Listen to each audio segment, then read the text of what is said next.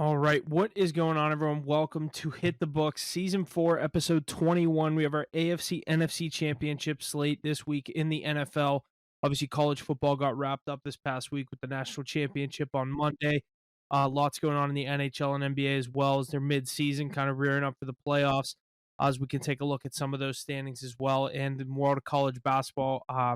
Our cards continuing to stay kind of positive, having some winning days, some losing days. Over 12 units on the season there, so just kind of stay in the course there. But we'll start out. We have Ace and Mackie with us this week. No Jesse. Ace, what is going on with you this week? Back for back from divisional round to the AFC and NFC championship round. Yeah, excited for a nice conference championship round. We've got two teams I expected to see, the Philadelphia Eagles and the Kansas City Chiefs. That's why I have winning their respective conferences and going to the Super Bowl. I have those Chiefs going with a three-peat, but they have a tough task ahead of them. The Bills really did their job, took care of the Ravens at home, and the Eagles are taking on one of the hottest teams in the NFL in the Washington Commanders. So ready to get talking about some football here. Got some good stuff going on in the NBA and NHL worlds as well. So just ready for another week here. Mackie, how about you? Yeah, a little better of a divisional round than the wild card round. We got to see some good football. Obviously, that Ravens Bills game was probably the best game of the weekend. But yeah, obviously we have the conference championship now. Looking forward to it. Chiefs rolling, Bills rolling. Bills played a great game. In that tight game. So other than that, NBA cards rolling. I think we're up like 7 units. College basketball is doing pretty well as well. And yeah, just not much else. Absolutely. Yeah, to recap some of these divisional round games, we'll start out with our records. Us three absolutely feasted last week. I led the way with 5-3, up 16.05 units. Thank you, Kareem Hunt and Jalen Hurts, for that. Ace going 12-5, crazy week there, plus 7.9 units. Mackie 3-3, cashing your 3-unit play on the Bills.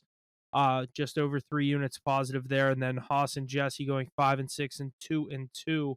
But good week there, looking to keep it rolling into the conference championships. But like I said, we'll recap some of these games, what happened in the divisional round. We'll start with the first game. Chiefs defeat the Texans 23-14.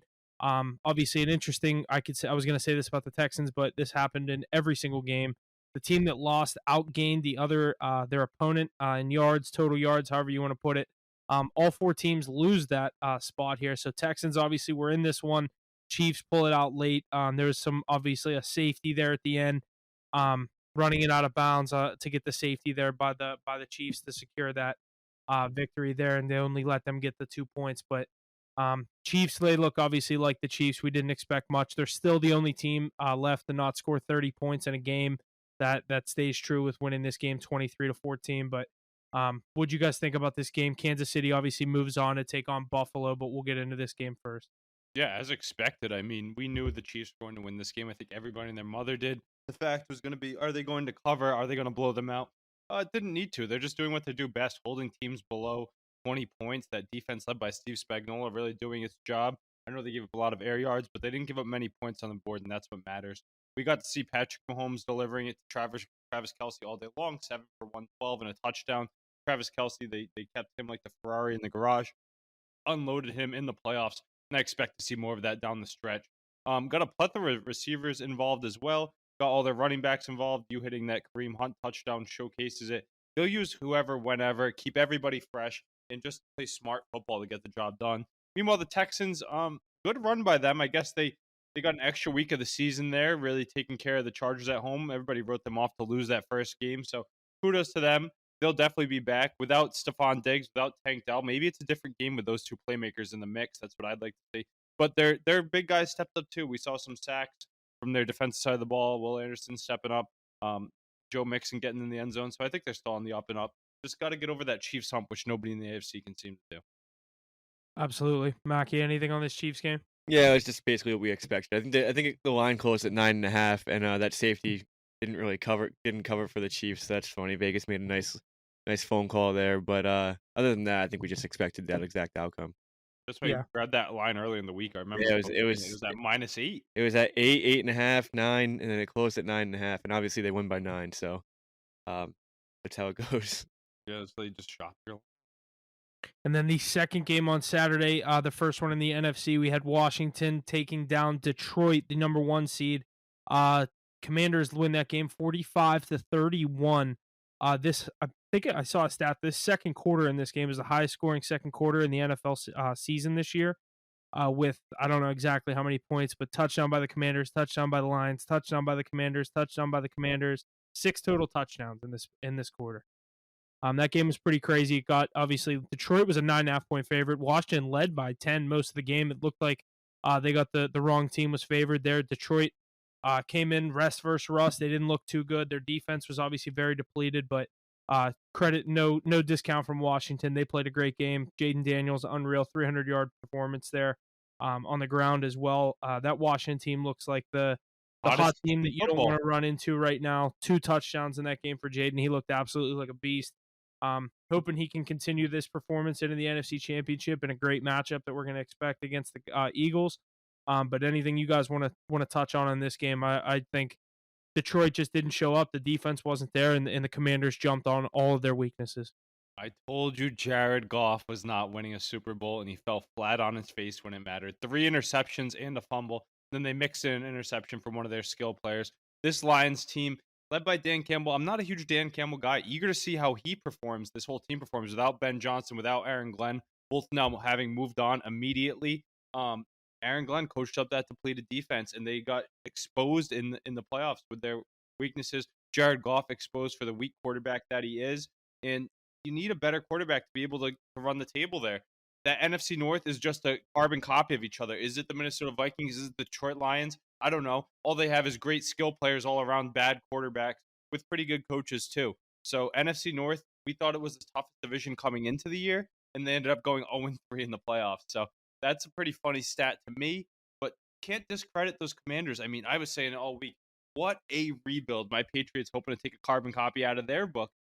With Dan Quinn helping to revitalize the defense, Bobby Wagner being brought in, Marshawn Lattimore, they had all those young pieces on the defense already that helped step up. And then on the offense, you bring in one of the best minds in football in Cliff Kingsbury. You add Jaden Daniels, you add 2 veterans in Zach Ertz and Austin Eckler. You add them to the mix of what they already had there. I mean, this team's playing great football at the right time. They're the last team to beat the Philadelphia Eagles too.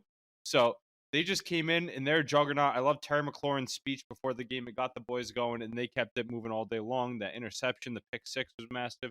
The offense was on all cylinders. Mackie, what do you think about Commanders Lions? Was it the Commanders stepping up, Lions falling flat on their face, or is that just behind Jared Goff's line? I think you're hating on Jared Goff way too much. Granted, he had a few too many turnovers. 3 turnovers and a fumble. Okay, 31 points on the board. Lamar Jackson had 2 turnovers in a very different game, and I think you're gonna have a bit of a different. 4 turnovers though is brutal. Okay, yeah, but it's a different game. They scored 31 points.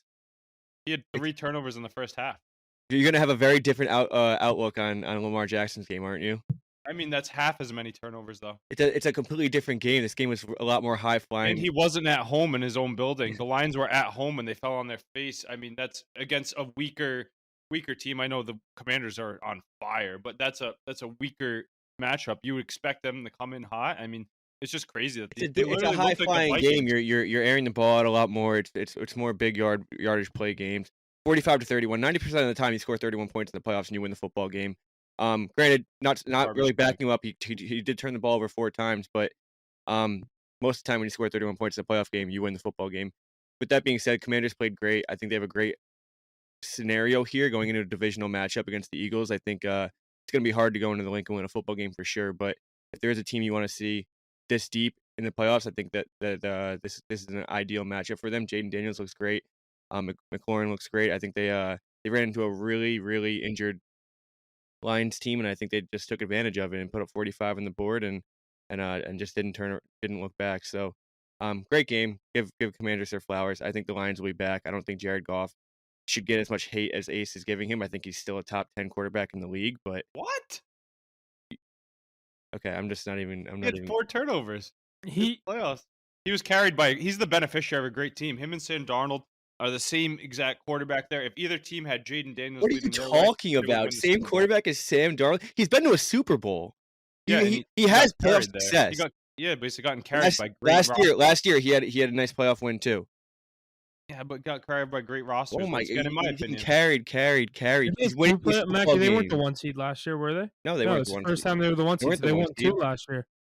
Exactly, they won 2 playoff games last year. He's been to a Super Bowl. He has playoff success. put up 3 Listen, in the he Super didn't. Bowl. He didn't play the best game. He can get to another Super Bowl. That team can win a Super Bowl with Jared You Goff. think Jared Goff can win a Super Bowl? I don't He think so. I got think to a if they- Super Bowl. He's I already don't think been to they- one. Yeah, but I don't think he can win a Super Bowl. Okay, he put up lost to 3 Tom he put up Brady. He put up 3 points though. If there You're- was ever you- a time to beat you're- Tom Brady, Brady put up what, Brady put up 13? 10. It was he put up 13 10. to 3. That's what I'm saying. Nick Foles did it. So why? I just don't think Jared Goff has it in him. I think honestly he's. If you have any other quarterback in that situation, that's a Super Bowl caliber. What do you mean any other quarterback? Maybe like 7 quarterbacks in front of him. You switch him and Jaden Daniels. That is still a Super Bowl caliber team. They had a lot of injuries. They had a bad game. I know. I'm just happy to see America's tears over the Lions losing because I called this from the beginning. Jared Goff can't perform in the big moment. He has to. Why You gotta his- hate on somebody because your 49ers are picking 11th overall. Hey, all I know is wet himself in his first playoff game at home. The table was set. All he had to do was sit down and eat. Wait, what do you He mean fumbled first the playoff bag. game? What does that mean? First playoff game of the year. They had their home field Yeah. advantage that whole regular season for nothing. They had the home field. Literally, you have home field advantage. You're playing in your own building. What does that sound like against from the last lowest year? seed in the NFC. What does that sound like from last year? The team that lost to Patrick Mahomes. I Oh mean, that's- yeah, oh yeah. Oh, but he lost Patrick Mahomes, so it's okay. And he had Hey, 2 turnovers last year against Patrick Mahomes in a everybody 13-10 loses to game. Patrick But Mahomes. I think it's more of you just spinning it into Lamar Jackson because he'll get his. I hate just, when I we did the get double there. standard. The double standard is crazy. No, for when we me. get there, I Listen, haven't I'm even not said saying anything Jared about Goff it. had a great game. I think, but like you're acting like he can't win a Super Bowl. He can't get there He with a can't. loaded roster. He He can't. got to the Super Bowl already. He lost to Tom Brady. Yeah, like, he granted. carried. Carried what? All I know is if you have 4 turnovers when you're at home, Who was in he the carried playoffs, by when he was in the Rams? Todd Gurley and They were company. like That was when 14 Todd and 3. Gurley was He at his beat best. He beat the Chiefs Sean at like McVay? 52-50 or something like that. This guy was good, dude. He still He is was. good. Yeah, I mean, I don't know. After 4 turnovers at home in the playoffs against a lighter defense on paper, I think that's a very tough spot. I don't give him any credit there. How do you have 4 turnovers when you're the number 1 seed in the National How does Football Lamar Conference? Jackson turn the ball over 2 times in a You're- crucial game like that? That was the difference. We're gonna talk about it. But You- you're gonna be you- like, you're gonna Lamar say, Jackson you're gonna say Lamar down your throat. Yes. I haven't even said anything, and you already just because take you're your gonna have pick. such a double standard on this. It's just like Let us talk about it when we get there. All Okay, I'm let's talking talk about is about it you then. can't have. We already 4 have talked about it you- though, so that's why I know. Yeah, what I you're was gonna say say. just We skip haven't the- even skip the started Rams talking Eagles game. about it, They and you won already get there. 28-22. He's choking, and the thing is, you can't. Just remember that 4 turnovers at home as the 1 seed in your own building, 3 in the first half, brutal. Any quarterback, brutal. Can't have that. 4 turnovers against the light defense at home. Wait, how many turnovers? 4. Where was it? 4. 3 in the first Oh half. shit, dude! I didn't At know home that. in your own building, literally in your Didn't own know building that. against a young defense with a new coach. I mean, hey, got to tip your cap to the Commanders, but Jared Goff isn't the answer. I don't think Dan Campbell is either, but we'll see. Without Aaron Glenn and Ben Johnson, it's going to be a very different look for this Lions. Yeah, I agree. Like I said, we'll kind of just touch over this Eagles game. Eagles win 28-22. Rams had a chance to come back and possibly win that game at the end. Obviously, Stafford couldn't connect with Nakua on that 4th down. The sack by Jalen Carter kind of pushed him back, made it 4th and long. Eagles hold on 28-22, like I said.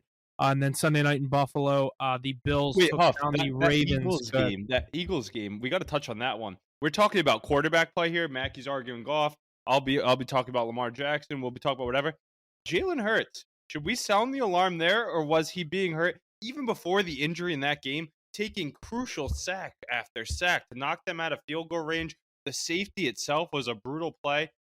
Bringing in Saquon Barkley was obviously the saving grace because he went nuclear, and he was the reason they won this game. But should the Eagles be worried about Jalen Hurts after that performance? I don't think so. No way. Yeah, I was gonna say I don't.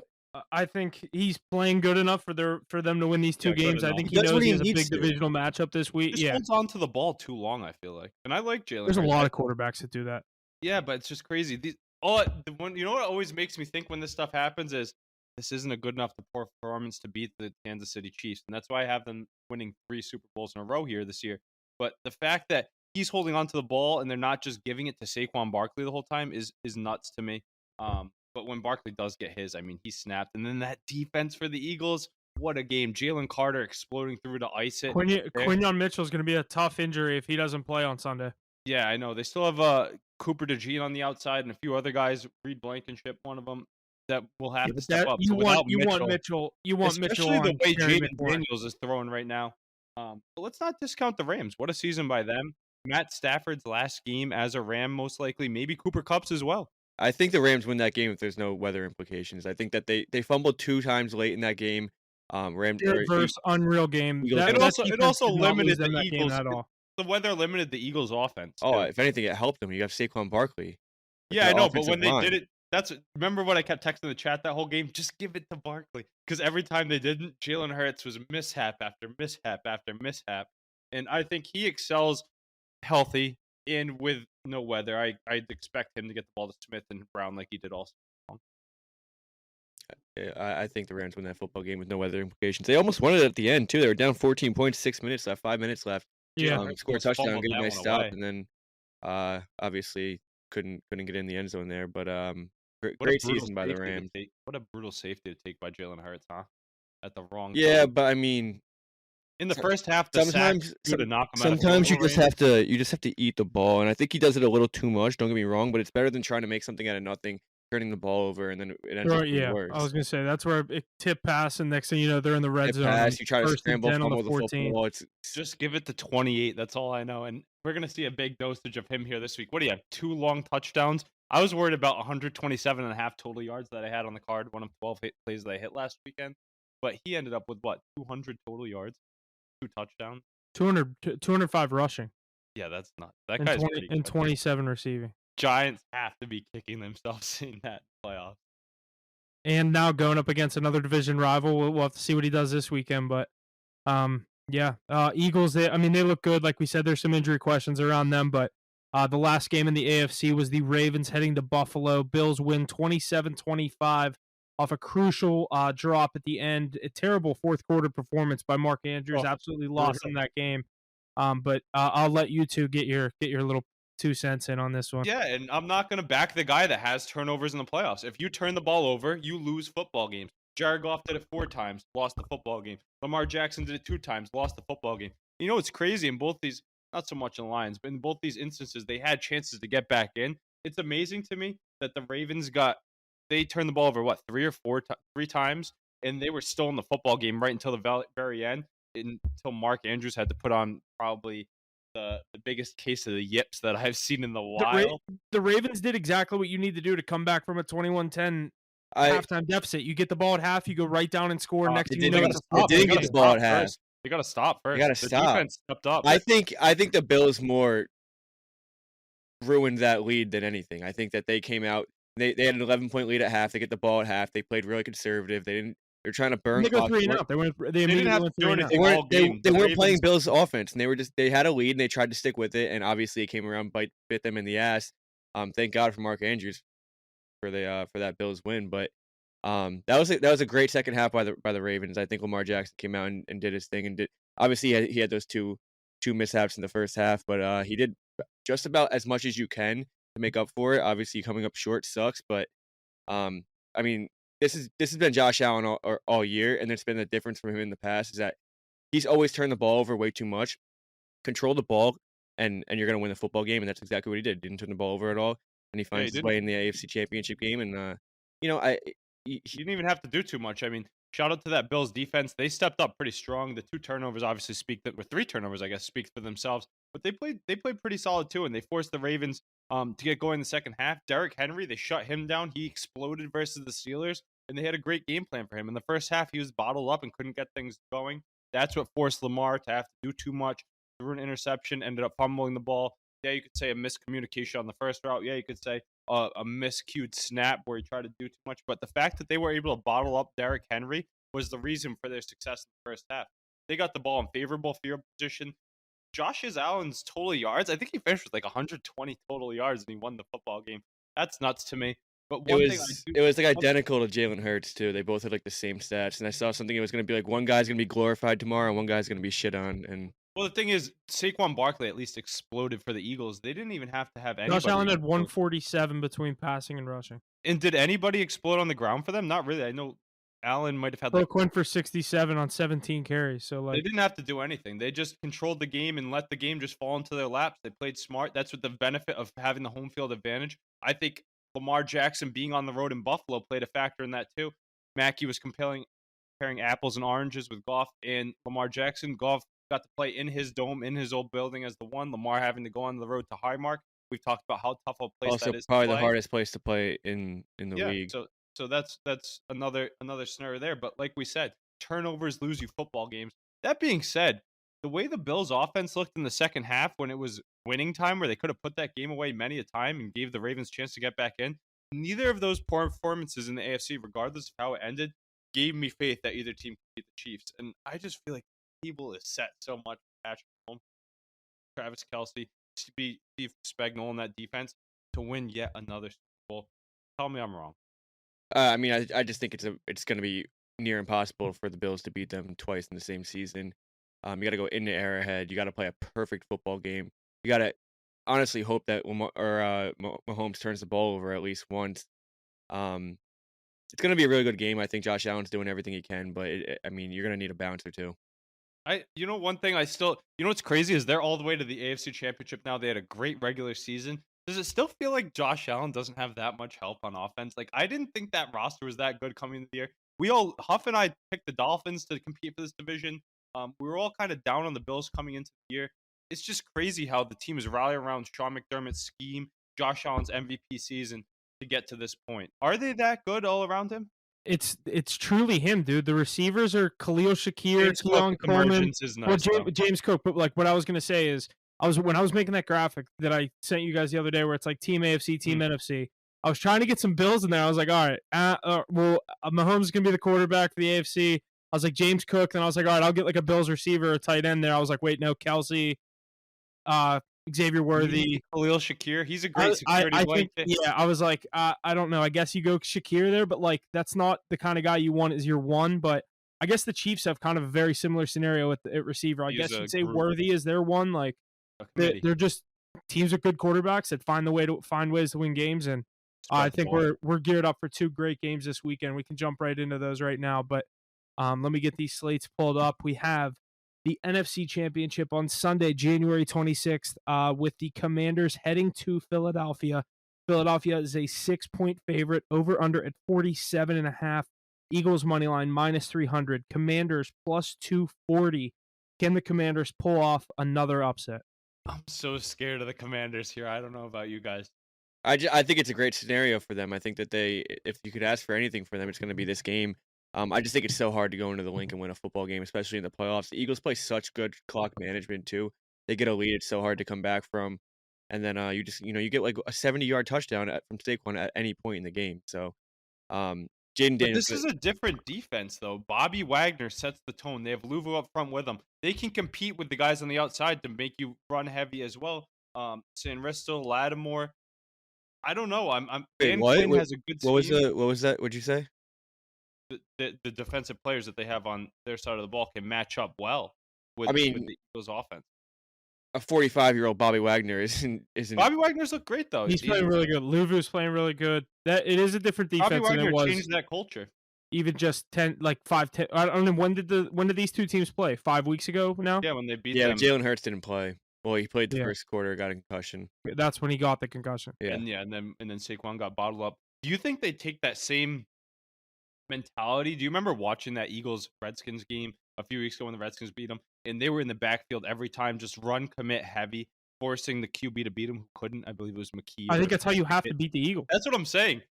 Let's load the box against Saquon Barkley and see if Jalen Hurts can beat us. Because all of us said he didn't have to do too much, barely at any yards. We still think he's all right. I think he can. I mean, the first touchdown was what, a 55-yard run? It was a broken play, but they were all runs. Everything were big play runs. Can they put together a drive if they stymie the run game? You can tell he doesn't want to take hits though. He's sliding like 5 yards before contact. What was he had? Hand injuries, head injuries. He's been dealing with a lot this year. That all being said, I am on the Eagles to win this game. I had them pegged to go to the Super Bowl. They have that rematch with the Chiefs. That defense is one of the reasons. I think they're able to slow down this Commanders offense. But Jaden Daniels, man, he gets it done through the air and on the ground. He takes the Tom Brady-like preparation into the game. He finds his receivers at the right time. He spreads the ball, whether it's Terry McLaurin, his superstar, Zach Ertz, the veteran, or Olamide Zaccheaus, Diami Brown. He even had his best game of his career in round 1 of the playoffs. But one thing to look at is coming into this year, Huff, coming into this playoff season, you said it was a 2-team race between the Eagles and the Lions. Are the Eagles that much better than the Lions, where it's going to be a much tougher test for the Commanders? Because they just went onto the road and won a playoff game in Detroit. Now they have to go to the link. Is it a whole different beast, or is it a similar task? I think it's a lot different. Detroit's obviously a dome. There could be some weather that, not that the Commanders aren't used to playing in shitty weather, but I mean, a third straight road game. I think Eagles staying at home again is huge. Obviously, in the other game, we don't have that scenario where the Bills now traveling. Eagles playing their third straight home game in these playoffs. I think that is big. The home rest.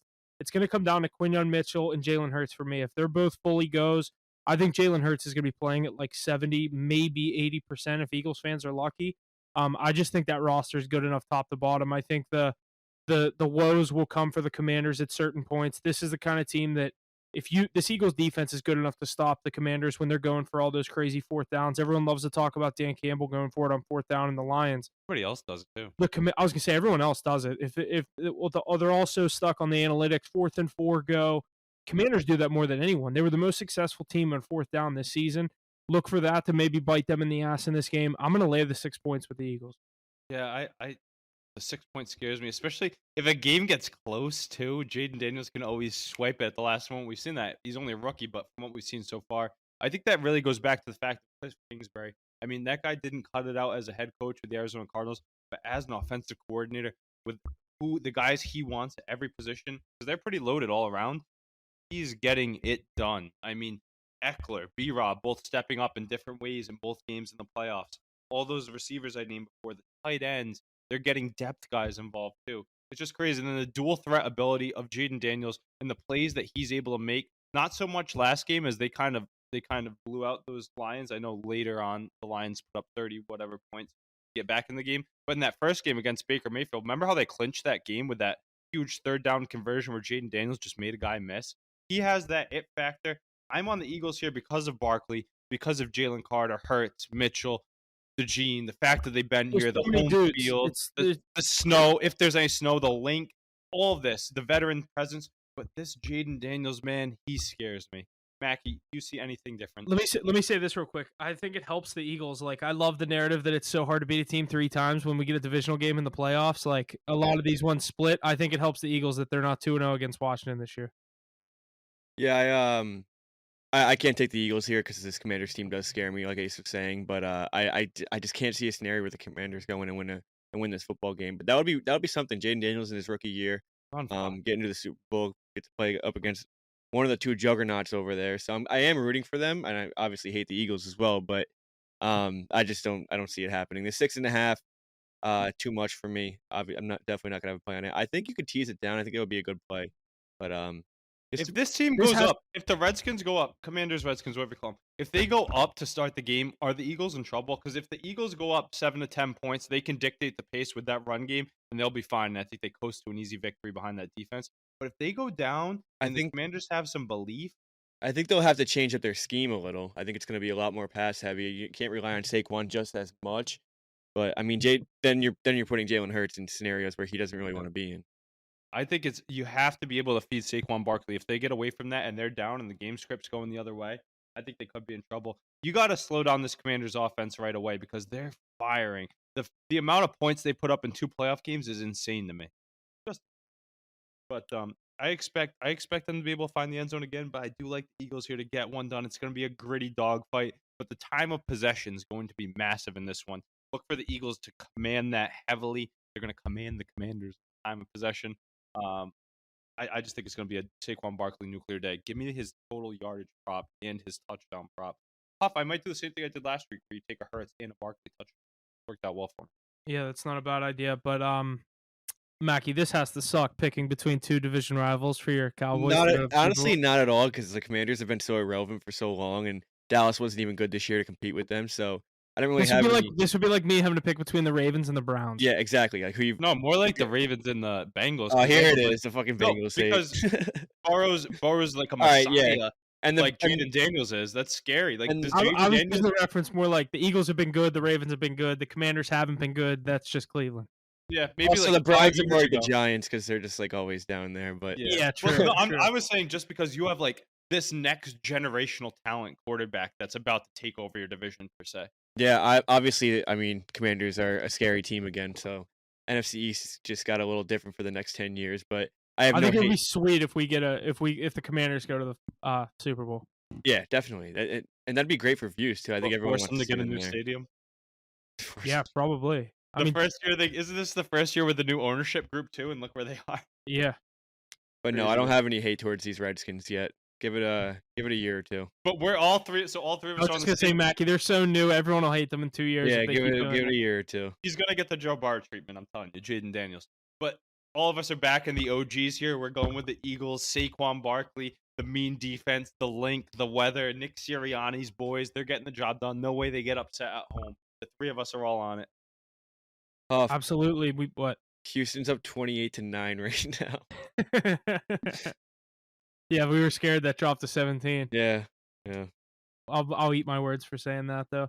Yeah. Yeah, Yeah, relax. AFC Championship later that day on the 26th at 6:30. With the Bills heading to Arrowhead to take on the Chiefs. Chiefs are a 2-point favorite, over under 47.5. Chiefs money line -130. Bills plus 110. Mackie, what is your take for the AFC Championship? Yeah, me and Ace have been saying the entire time that the Chiefs are going to win the Super Bowl again, and I think that this is obviously going to be their hardest test. It makes sense that it's their hardest test. This is probably the worst matchup they can get. I think the Bills match up against them great, but then again, you got to beat this Chiefs team twice in the same year, and I think that's nearly impossible. You got to go in Arrowhead. Obviously, they get that they know the climate, and it's not going to be a problem for the Bills. I think it's going to be more of like a environment factor, but um, just hold on to the ball.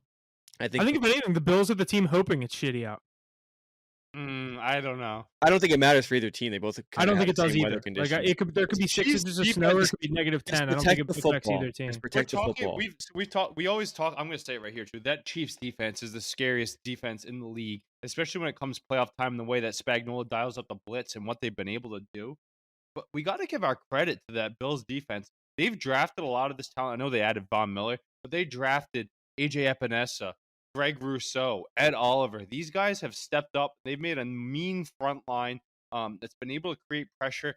Their secondary does scare me a little bit. The fact that you have DeMar Hamlin in your secondary starting isn't too great. Taron Johnson, their best cover corner, he's a solid corner, but he's not a top 10 corner in the league. He showed out last week, but He might be out for this game. yeah, he got hurt at the end of that one. I didn't see how bad that was. If he's out, that's massive.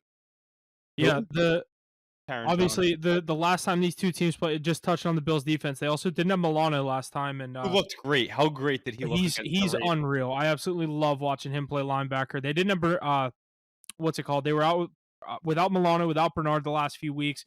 I know they were without Bernard and Milano when they lost to the Ravens because that was the big thing of them two guys coming back. And they both had Milano plays crazy. Bernard gets the strip fumble on Andrews whenever he's running across the middle of the field. Both those guys played great, but I don't have a side on this one. I'm heavily starting to talk myself into the Bills to win this game. I just think this team is on a mission. I truly think right now Josh Allen's playing like the better quarterback. It's crazy to say, but I mean, this Chiefs team is capable of what we've seen over the past 2 years. They're going for a three-peat for a reason. I could see myself bet on either team coming Sunday morning, and that's probably when I'll be making my official pick on this game on our live stream. I'll tell you what, Huff. You know what would be a good bet is to take the overtime bet. 'Cause I would not be surprised to see this one go to overtime. The Chiefs win it, and there's a lot of sad Bills fans out there. But I think America's going to be crying once again. Taylor Swift's going to be up in the booth. Travis Kelce's going to find pay dirt, and they're going to win this football game because they've been here and done that. A lot of new faces on the Bills side of the ball. James Cook hasn't had this big opportunity in front of him before where he was the lead back. These receivers on the outside, they're going to have to hold their own. That pass rush is going to have to do a good job, which did a great job last week against the Ravens. But I think the Chiefs bring it to a whole nother level with the exotic blitz packages that Spagnuolo throws at you, led by Chris Jones, best defensive lineman in the league now that Aaron Donald's retired, in my opinion. And on the other side of the ball, like I said, can this Bills defense keep playing strong? I know the pressure is going to get through, but will they be able to contain Kelsey? I know they have those strong linebackers you mentioned. Will they be able to contain those receivers? DeAndre Hopkins, this is why you went and got him, right? Is for this moment right here. And he's going to step up. I wouldn't be surprised to see him find pay dirt. They have Pacheco fully rested. Kareem Hunt's there. Hollywood Brown's ready. Xavier Worthy, that guy looks better week in and week out, huh? Keeps getting more involved too. I'm on the Chiefs, though. I mean, I don't see a spot where Patrick Mahomes loses a home game. If this was in Highmark, I could see potentially them losing. But the fact that's an Arrowhead, give me the Chiefs all day. I love the line that they're getting. Mackie, anything else on this Yeah, one? I'm with you. I'm probably gonna be on the Chiefs as well. Who do you guys think finds the end zone in this one? I think Josh Allen once again will score a touchdown. James Cook, he's due, but I don't know if he will. They just can't seem to get that guy across the goal line. But I think he gets in. Kelsey definitely gets in. Those are my two automatic picks. And then I think guys like Andre Hopkins, maybe Mahomes scampers one in himself. Huff, you got to take Kareem Hunt first again. I don't know. I'm still deciding on my first. My logic with the Kareem Hunt was I was like, they're just gonna go back to what's worked for them in the past. They bring in Kareem Hunt back for this run. I was like, do I just go with Kelsey? I'm like, fuck it. They brought Kareem Hunt back for a reason. And I forget who it was. When they went down on the 2 or 1 yard line, I was like, holy fuck, this is gonna happen. And then I see 29 trotting onto the field. I'm like, here it is. Fucking perfect right there. Called it on the live stream too. There's someone in our chat. Shout out to if that guy's listening today. Probably not right now, but he literally said Kareem Hunt when they get to the 1 yard lines, their goal line back, and I'm like, yeah, because they like to swap their backs in and off. Kudos to you cashing on that. This week he's plus 1100 to score first. Oh my god! I mean, I don't know if you can take that back to back. Yeah, I don't know. I'd probably the other one. Obviously, I think this is the week I'm going to go back to Saquon for that Eagles game, but this Bills Chiefs game, I'm kind of undecided. This is going to be a great weekend of football, though. I expect two hotly contested matches, two teams that hate each other, who have seen each other in this exact spot before, and then two division rivals who have split already on the year. The hottest team in the league against one of the most experienced teams in the league.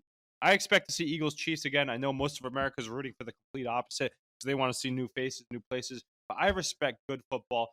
The way that these teams are coached up to, that's why people are always like, how can you back the Chiefs? Because they do everything perfectly, and everything that people hated on my Patriots Dynasty for, they're doing today. So I got to respect the game when I see it. They're going to get the job done. And I bet you in 2 weeks, we talk about them having a chance to host Lombardi for a third. Absolutely. And then some our power rankings in the NFL. Obviously, only 4 teams left. It goes as follows with the Chiefs, then the Bills, Eagles at 3, and the Commanders at 4. So like we said, only 4 teams left last week for our power rankings in the NFL as we move out of or into conference championship weekend, and we crown our conference champions on Sunday.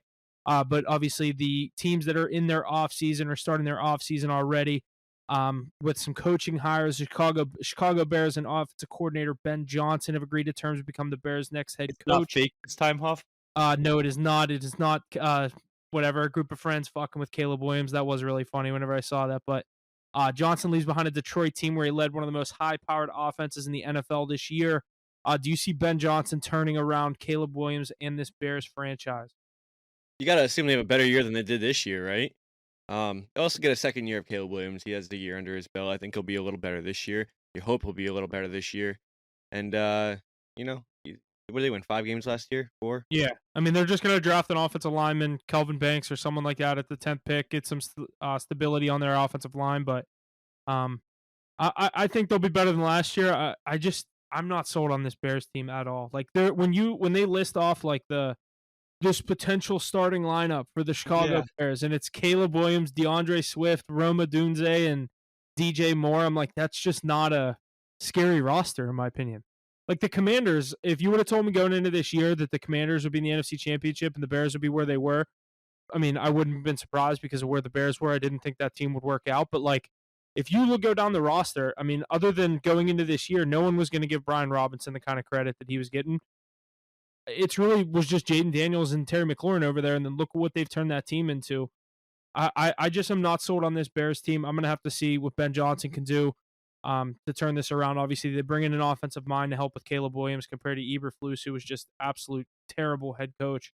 I think he'll, ramp things up. I think it's going to take some time. I don't think it's going to be an overnight Bears come in and make a wild card next year.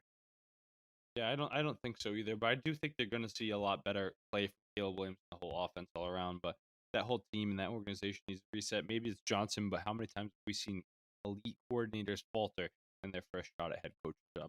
We'll see. I mean, maybe he could change the narrative in a good spot to do so with good weapons around him. But I know there's some other coaching changes around the league that you want to get to.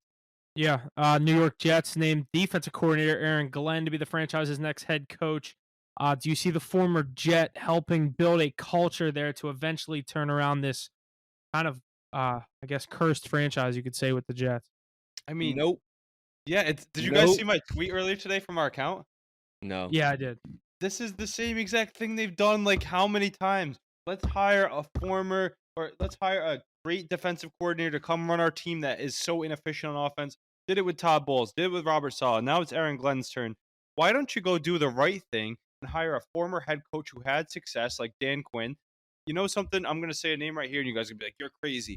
But he got ran out of Dallas, and I don't think he's that good of a head coach. Mike McCarthy would have been a better fit here as he's run a full football team before. Look what Dan Quinn's doing in Washington. Maybe they just need a change of scenery. Guys that have actually been in this position before, I don't think it's smart by them to go to a guy getting his first attempt at a head coaching job here. They should have went with a bona fide, well-known head coach. Yeah, I agree. I agree with everything you just said. Maybe not Mike McCarthy, but Yeah, Pete everything Carroll I else. saw was on the market again too. And then, like I said, with Johnson and Aaron Glenn being named the next head coaches for their new franchises, there's still 4 teams remaining without a head coach. Mackie, your Cowboys, the Jacksonville Jaguars, the New Orleans Saints, and the Raiders. They're saying Joe Brady is being heavily linked to that Saints opening. Obviously, he's still going with the Bills right now, so don't expect much of that to be announced until maybe the offseason. But Mackie, I forget the Schottenheimer. Does anyone know who that is? I think he's a coordinator. Does anyone know he might be a coordinator Like of in the NFL? who the Cowboys are looking at? Yeah, Brian Schottenheimer is who I was He's told been is. around for a while. Yeah, He's- what team's he I with? think he's a Cowboys coordinator. Is he? I know we were interviewing our offensive coordinator. Yeah, he's the offensive coordinator for the Cowboys. They're Yeah. thinking about just promoting him now. Just so Jerry Jones can keep running that team. Yeah, have a Yeah. little dummy in there. Whatever. I give up on this fucking team anyway. I'm sick of it. I can't. But yeah, that's going to do it for our talk in the NFL. Obviously, like we said, make sure you're staying tuned for our live stream on Sunday at 9:30. Going to go through these 2 games that we have on Sunday with the NFC and AFC Championship. Go through all your gambling questions, Wait, any questions you have about those games. One more point about the NFL here. You didn't mention the New England Patriots dynasty is back. Mike Vrabel at the helmet, and they just got Josh McDaniels. Who the to hell run- cares? We talked about this last week. What is this? His 3rd stint in New England? Oh, yeah, and every time he does well. I mean, Every time he's What- like Belichick and Brady. But what is the end picture? Why has he been now fired 2 times? because he can't head coach a team. He just cannot head coach a team. They don't play around. He him wasn't very ever your well. head coach. No, I know he got Oh, he fired. left to be a head coach. left though. to be a- Oh, okay. Went to okay. the Raiders and Broncos. Remember, he went to the Colts too, and then withdrew his application after getting hired. But yeah, I mean, I'm excited. It's going to help the Drake May development. He was the only one that got something good out of Mac Jones too. So, I mean, hey, I'm hyped to see him back with us. It can't be as bad as it's been in New England the last few years. Good culture fits for Vrabel and McDaniels. Just had to get that off my chest. But yeah, excited. Absolutely. And then, like I said, we'll slide over to the NHL with our power rankings this week. Number 5, the Dallas Stars. Number 4, the Maple Leafs. 3, Winnipeg Jets. 2, Edmonton Oilers. And 1, the Washington Capitals. Capitals just beat the Oilers. I know McDavid is on suspension there, but these Caps have been playing great hockey. Obviously, like I said, McDavid suspended for Edmonton, but they've been going. They beat Colorado last week. I was watching that game, but anything else you guys want to touch on with this top 5? Yeah, Ace, you respected him yet? Oh, the Capitals? I Yeah. mean, if I saw them in the playoffs, I'd think if your Rangers get in and they're the 1 seed and the Rangers are like one of the low wild cards, or my Bruins are a low wild card, I'm gonna be licking my lips. Rangers are a nightmare scenario for the Caps. No, in but the that's first that's round. who you want to see though is the I Capitals. mean, dude, Logan Thompson's playing incredible hockey. Yeah, I I think he's know. like I know. 20-2 or agree. 22-3 or something like that that. plus minus from last year to this year too, where they even stuck in the playoffs with that negative plus minus, and now it's like plus 29 or something like that. I still am like not afraid of the team, but they're playing well. Look at Tom Wilson, he just at the 20 goal threshold for the 4th time in his career, probably going to break his career total of 24 goals. Carter McMichael stepping up, like you said. Logan Thompson's playing on fire. Vezina Trophy finalist. I think he was left off Team Canada though, wasn't Yeah, he didn't get a call. He Yeah. said they never called him. he? Yeah, if they were picking the rosters today, I bet you there'd be a ring on that one. But yeah, I mean, outside Caps, got to give them their flowers. They're playing great hockey. They're playing like one of those Bruins regular season 2 years ago. But other teams that are playing well, the Dallas Stars, Mackie, starting to gain some respect for my Stars out there because they're a really good team. I never disrespected them. I think they have a few weaknesses that that they can't really get around. But Getting healthy again too, getting Sagan they're and a Ben back in the lineup, Dadonov. they're a Their top lineup top to 7, they're top 5 roster for sure. top 5 roster. Yeah, yeah, Top 5 goalie. yeah. Um, but outside of that, some other teams that are really good. Winnipeg Jets starting to falter a little bit, still one of the best teams in the league. They'll be Vegas a Gold, first round exit. Doesn't really matter what they yeah, do in the regular regular season. season Same heroes if thing every I've ever single seen year. one. Right, Vegas Golden Knights still doing their thing, just missing our top 5 there. Last couple weeks haven't been too great. Some of our followers did give some shout outs here to some of the hottest teams in the league. The Montreal Canadiens, look at them getting Marty St. Louis. I mean, what a coaching job he's done. That roster is brutal, but he's turned them around. Lane Hudson, he could push Celebrini for Rookie of the Year. I don't think Celebrini is going to lose it because he's been I was great. looking at those odds today. Celebrini's minus 130 and Hudson's plus 110.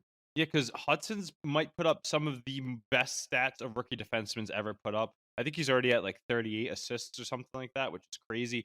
He quarterbacks that power play one. He's playing big minutes night in, night out. But Celebrini also keeps scoring goals and putting points up too. So the big name will probably end up with it. He's making the Sharks must-watch hockey. But back to the Canadians. Cole Caulfield's having a career year. Patrick Laine, since he came back, has been on fire. Slavkovsky's been a great player too. Jack Kai's still kicking the shit out of people too, so that's fun to watch. But that team, I think, will falter off a little bit. Senators starting to play some good hockey. Mackey's Rangers and my Bruins finally starting to kick it into gear. Igor Shesterkin, since he came back from injury, has looked lights out. Meanwhile, Jeremy Swayman's been doing his things coming back as well. Teams like the Panthers and the Lightning, they haven't really been sniffing our top 5 much this year, but those are two teams you don't want to see on a nightly basis. Vasilevsky showing why he's a great player. Brandon Hagel having a career year alongside Kucherov, Gensel, and Point. So yeah, it's just some good hockey teams all around. The Minnesota Wild's still a great team out there in the West. There's just some surprises around the league. One of them being the Nashville Predators. The fact that they're so low is crazy to me. But I'm interested to see some of these that come. I was just putting that chat. If you guys can just pick up with the NBA power rankings, I just gotta step away real quick. I'll be right back. Want to get us into the NBA realm here? Yeah, NBA power rankings start off with number 5, Denver Nuggets, number 4, Houston Rockets, number 3, Boston Celtics, number 2, the Cleveland Cavaliers, and number 1, the Oklahoma City Thunder. No Knicks. Knicks have been sliding. They lost a few really rough games. They lost. Pistons aren't bad anymore, but they lost to the Pistons at home. OKC's beat them twice in the past 2 weeks, so they got to pick it up a little. But I mean, I'm not really worried about them just yet. Rockets playing incredible basketball. Those top 3 are obviously going to stay in the top 3. Rockets have a great matchup tonight. By the time you hear this, it'll be over. But I'm on the Cavs to beat them on the road in Houston. Cavaliers going to take them on. Cavaliers having a great season here. I think OKC is the better team than the Cavaliers. They beat them recently by, I believe, 20 points the last time the teams matched up. So, and they don't even have Chet Holmgren. So that's why I think the Thunder are the best team in the NBA right now. Celtics starting to put into gear, but they're just on coast smoke because they know they're going to be 1 or 2 seed come playoff time. It doesn't really matter. So that's interesting to see. But outside of our top 5, there's a lot of other good teams playing solid basketball. You've got the Bucks there. The Pistons are having a career here. Did you hear Cunningham? What he said? He said, "I've never won this many games since I've been in the league." I don't think so. They're enjoying playing. They're enjoying playing good basketball. It's a whole new story out there.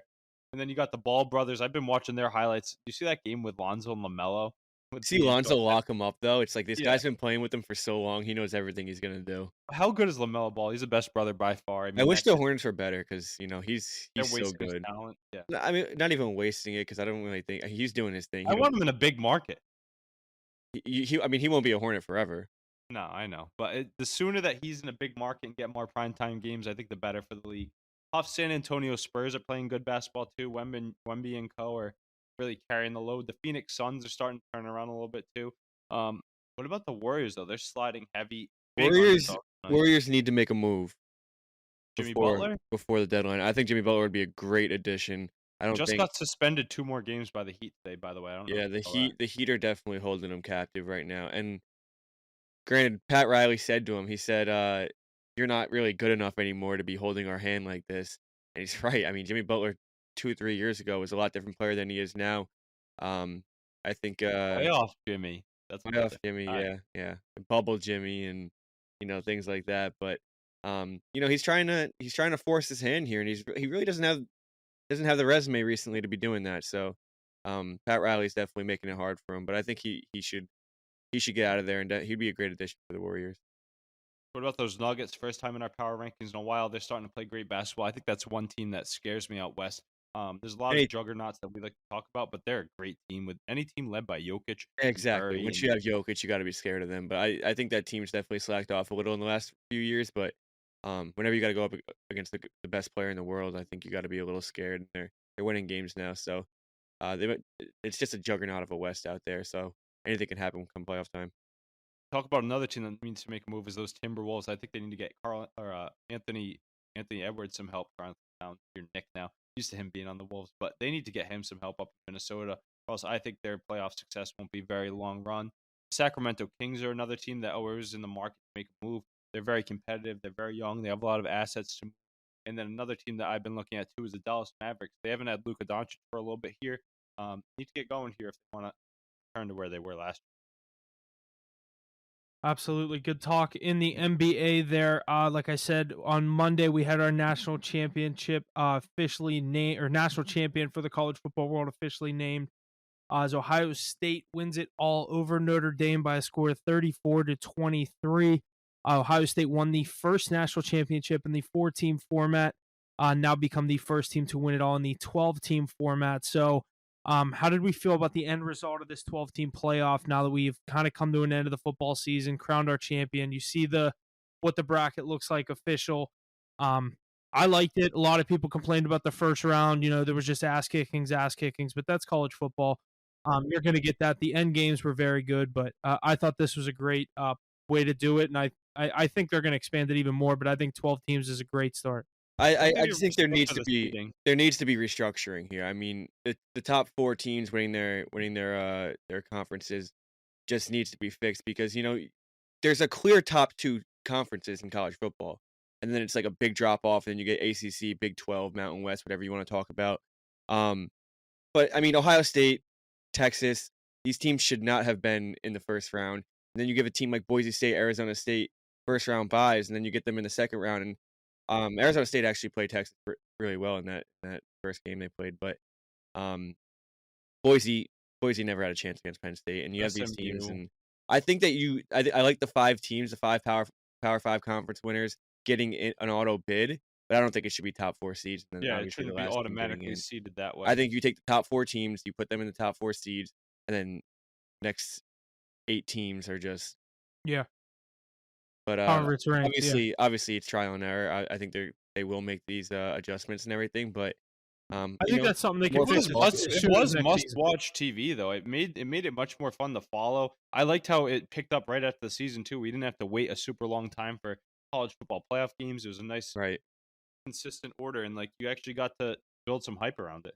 Yeah, absolutely. I definitely liked it. I thought it was a good format there, but like you said, I just wish they would change the auto buy or whatever it is from the conference championships as well, because a lot of those conference championships have shown they don't even mean anything anymore other than you get that buy now. But yeah, the college football season comes to an end. Obviously, we'll be touching on some of these transfers and all the big names as they move around, declare for the draft, etc. And we're covering our NFL draft stuff come April. But college basketball, obviously, we had WVU taking down number 2 Iowa State Saturday in Morgantown, 64-57. Javon Small, 27-7-5 for WVU against Iowa State there. But I wanted to say how far can this team go? But this is a perfect example of the kind of team that WVU is this year. You're a underdog against Iowa State. I don't remember the points, Mackie. If you remember the spread in that game, was it 7? No, I don't think it was that high. I thought it was 6.5 or 7. I could be wrong with that, but you take down the number 2 team in Iowa State. Next game, Arizona State comes to town. You lose outright as an 8.5 point favorite. Javon Small did not play good in that game. 14 points only against Arizona State last night. But what was it? 6.5. 6.5. Okay. Yeah. Yeah. So this team's kind of up and down. They're now, I think, 13-5 or 5. What is their record? They just got ranked and they had to lose again. Yeah, this is what they do. This is why I don't take them on. I can never take them, is because 13-4. they're such an inconsistent team. I don't know. I just can't get a grip on them. They can't get a grip on themselves. They have these incredible game against Iowa State, and then they drop to Arizona State at home on a random Tuesday night in At January. 9 o'clock in Morgantown. Yeah. You gotta win these games. They did it the same thing to Arizona, which Arizona is a way better team than Arizona State. Yeah. But it was the same scenario, Tuesday night in Morgantown, and you drop both of these. So that's two brutal losses right there. That's like a quad 3 loss for them right there against Arizona State at home. So they you gotta After a quad 1 win against yeah, Iowa State. exactly. So very inconsistent team. I think getting Tucker DeVries back is going to be big, but I mean they don't even need him to be a top 25 team in the country. They've No. shown what they could do. Javon Smollett, leading scorer in the Big 12. I mean, when he's on, they're a good team. He didn't play good against Arizona State, and that was the main reason they lost that game. Yeah, but you can't have a college basketball team based off one player. No. It's all systematic, and They need DeVries back. I think he'll be a huge help. yeah, for sure. We are just under 2 months away from Selection Sunday for the 2025 March Madness tournament, so that is obviously exciting there. And then Mackie, if you want to touch on your college basketball power rankings for this week. Oh yeah, I could touch on them. Hold on, let me pull them up. A lot of top 10 teams lost last week. You're gonna see a lot of different power rankings all over. Coming in at number 10, I have Marquette. Number 9, Tennessee, who 2 weeks ago was number 1 team. If you guys remember. Number 8, Florida, some big wins. 7, Michigan State. I think they've won 11 straight. They've beat some really good teams. Fire. They've definitely powered their way up here. 6, Kentucky. 5, Houston. Houston might be the most underrated team in the country. 4, Iowa State. 3, Alabama. 2, Duke. 1, Auburn. Auburn is consensus number 1 team in the country. I think Duke right now is number 2 consensus. And then after that, I saw a lot of people have Iowa State at 3, but Iowa State with a tough loss to West Virginia, a very inconsistent West Virginia team. And I think Alabama's offense is just stellar. So that's why I have them over Iowa State. But yeah, after the top 5, I think it can vary.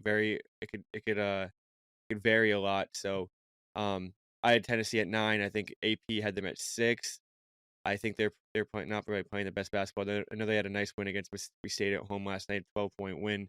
But, it's a good Mississippi State team. It is a good Mississippi State team, and I like that Mississippi State team. I want to see them in the rankings, but they keep dropping these games, kind of like West Virginia is. But yeah, that's just college basketball is kind of getting in full swing here. We have I think 7 Sundays until Selection Sunday, so that's always exciting. And yeah, it's full swing. Yeah, and like we always say, before that, you even get the conference championships. I think that's our favorite week to bet on college basketball. But college basketball season's been great so far. We're rolling, like we said, just over 12. I think it's 12.31 units. We have Houston minus 17 right now, who is up 41-17 at halftime. So that's looking good. 2-unit play. Yeah, Utah only putting up 17 in the first half. That's always a good feeling. But that's gonna do it. Make sure we're staying tuned for our live stream on Sunday at 9:30. We're going to go over the 2 games in the NFL, maybe touch on some NHL or NBA, college basketball, wherever else we see value that we're going to be putting our money down on Sunday. So we'll give you all of our official picks there. Mackie, I know you weren't there last Saturday when we were doing the me and Ace and Haas were doing the NFL stream on Saturday for the Chiefs and then for the Lions game. I was getting flooded with college basketball questions, so that would be yeah. Oh, you loved it. You loved to hear that. You loved to hear so that. We're definitely gonna probably. I don't know what the slate looks like on Sunday. I guess I can pull it up here. At least You top love the 25, engagement. 3 top 25 teams play on Sunday, so we're gonna at least touch on a couple games. So, we'll get into that, but make sure you're staying tuned. Sunday 9:30, NFL, all the other sports on. We'll get you out some picks out there and all the other sports as well. But make sure you're following us on social media. HitTheBooks.pod, HitTheBooks_pod on Twitter. 2-0 last night in the NHL. We've been heating up in the NHL as well. Like you said, NBA over 7 units. We're killing it all around. Huge weeks for us 3 in the NFL. Looking to keep it rolling. Thanks for listening. Make sure you like, follow, share, subscribe. But other than that, thanks for listening. We'll see you guys Sunday for the conference championship round in the NFL.